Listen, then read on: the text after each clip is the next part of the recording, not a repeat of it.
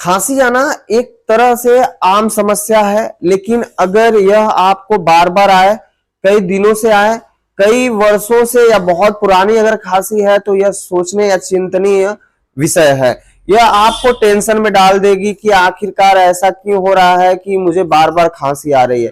क्या कहीं मुझे टीबी तो नहीं हो गई? क्या मेरे लंग्स में कोई बहुत बड़ी कारण या प्रॉब्लम तो नहीं हो गई? सो फ्रेंड्स, इस वीडियो में हम आपको आपकी समस्याओं का हल बताएंगे।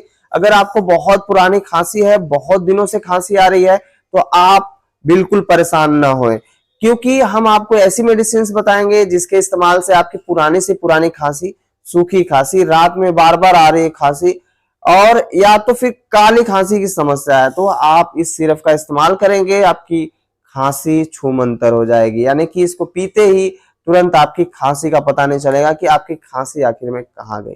तो सबसे पहले मैं आपको बता दूं खांसी आने का कारण क्या होता है, क्या कारण होते हैं कि आपको खांसी आती है। ठीक है, कफ की प्रॉब्लम क्या होती है, रात में बहुत दिनों से अगर आपको सोने समय में खांसी अगर आ रही है तो क्या वजह हो सकता है खांसी आने का। फ्रेंड्स, इसकी आम भाषा में अगर बताएं तो यह श्वसन तंत्र के संक्रमण या इन्फेक्शन से होने वाली प्रॉब्लम है।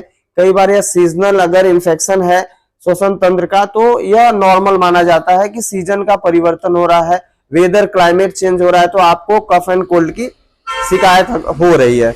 लेकिन अगर यह लंबे समय से अगर चली आए तो आप बहुत ज्यादा चिंतित हो जाएंगे। तो ऐसा बिल्कुल ना करें, क्योंकि यह रेस्पिरेटरी ट्रैक्ट इन्फेक्शंस की वजह से होता है। श्वसन तंत्र संक्रमण, श्वसन तंत्र संक्रमण क्यों होता है? जब हम बहुत दिनों से या एलर्जिक सिम्टम्स हो, जेनेटिक भी हो सकता है, यानी कि आपके पेरेंट्स को अगर है तो आप में भी यह एलर्जिक की समस्याएं देखने को मिल सकती है। ठीक है, तो इससे कोई टेंशन लेने की जरूरत नहीं है। अगर एलर्जी की खांसी है, बहुत दिनों से आ रही है, तो आप इस सिरप का इस्तेमाल बिल्कुल बेझिझक कर सकते हो। तो श्वसन तंत्र का संक्रमण होने के कारण क्या होते हैं? धूल धक्कड़ होता है, वातावरण यानी कि पोल्यूशन होता है, या आपने ऐसा सडन आइसक्रीम वगैरह खा ली या ठंडा आपने ले लिया, तो इससे क्या होता है? सोर थ्रोट या गले का इन्फेक्शन हो जाता है, गले में कफ बनना शुरू हो जाती है।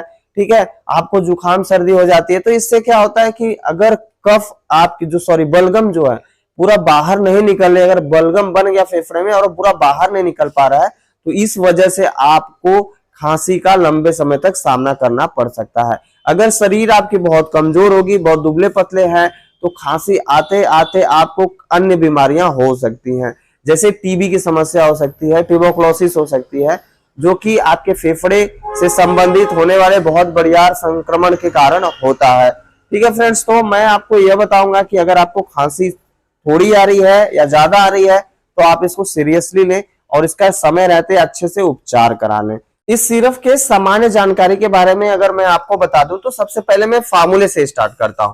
तो इसमें डेक्स्ट्रोमेथोफेन 15 mg होता है और क्लोरफिनरामिन मैलेट 2 mg एंड फेनाइलफिरिन हाइड्रोक्लोराइड जो होता है 5 mg होता है।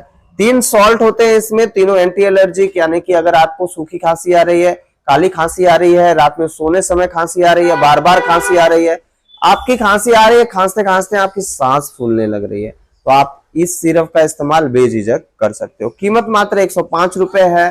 ठीक है फ्रेंड्स, और यह आपको मेडिकल शॉप पे मिल जाएगी। ऑनलाइन अगर आप परचेज करेंगे तो आपको कम कीमत में भी मिल सकती है।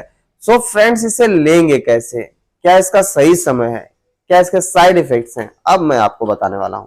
तो इसको लेने का समय है या दिन में 3 बार ली जा सकती है। मैक्सिमम डोज 10 ml, यानी कि आप इसे 7.5 ml 7.5 ml टू 10 ml आप दिन में 3 बार ले सकते हो, एज पर द कंडीशन, जैसे कि आपकी स्थिति है। बहुत ज्यादा खांसी आ रही है तो आप 10 ml यानी कि 10 ml दिन में 3 बार TDS ले सकते हो। बिफोर और आफ्टर मील इसके लिए आपको कोई कंपलसरी नहीं है कि आप खाना खा के ही लें, आप इसे खाली पेट भी यूज कर सकते हैं। अगर इसे बताए गए आप साइड इफेक्ट्स के बारे में बात कर लें, तो अगर इसे रिकमेंड किए गए डोज से अधिक अगर आप डोज में इसे यूज कर रहे हो तो आपको साइड इफेक्ट्स कर सकती है। कभी कभी घबराहट हो सकती है, ठीक है, स्टमक अपसेट हो सकता है, पेट में थोड़ा बहुत दर्द हो सकता है, स्किन एलर्जीज वगैरह हो सकती है। तो ऐसे सामान्य साइड इफेक्ट्स देखने को मिल सकते हैं अगर आप इस सिरप को अपने आप लेते हो या तो फिर इस सिरप को बताए गए डोज से ज्यादा लेते हो। फ्रेंड्स वीडियो कैसी लगी, वीडियो अगर अच्छी लगी, इंफॉर्मेशन अगर अच्छी लगी तो प्लीज मेरे चैनल को सब्सक्राइब करें, बेल आइकन प्रेस करना बिल्कुल ना भूलें। Thank you so much for watching my video till in